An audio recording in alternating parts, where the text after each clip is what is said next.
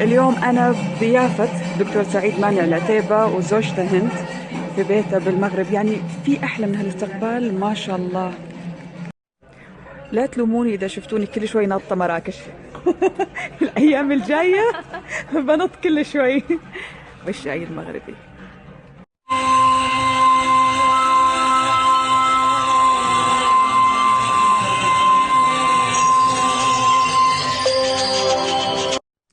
We are here at the palace in Morocco.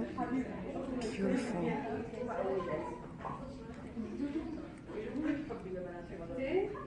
لازم تشققه وبالعريف وياس ما خليت لك شيء مش عامل خربت. وعلى فكره لا يوم تتوصى